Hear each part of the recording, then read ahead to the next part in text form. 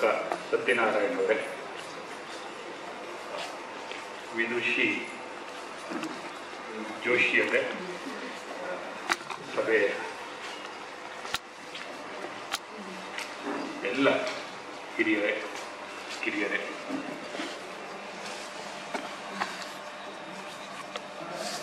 ನಮ್ಮ ಈ DPTCL ವೇದಿಕೆ ಅನ್ನೋದು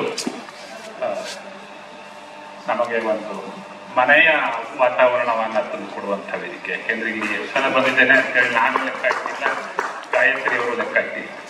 ಒಂದು 2-3 ಫಂಕ್ಷನ್ ಹಿಂದೆ ನಮ್ಮ ಶ್ರೀಧರ ಬಳಗಾರರ ಕಥೆಗಳ ಕುರಿತು ಒಂದು ಸುಂದರವಾದ ಚರ್ಚೆ ನಡೀತು.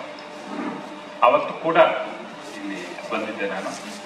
ಮತ್ತು ತುಂಬ ಸಂತೋಷ ಅಂತಂದರೆ, ವ್ರತನಿಷ್ಠರಾಗಿ ನಮ್ಮ ಗಾಯತ್ರಿಯವರು 8 ವರ್ಷಗಳಿಂದ ಅಂತ ಹೇಳಿದರು, ಅಷ್ಟು ಸತತವಾಗಿ ಮಾಡ್ತಾ ಇರುವ ಕಾರ್ಯಕ್ರಮಕ್ಕೆ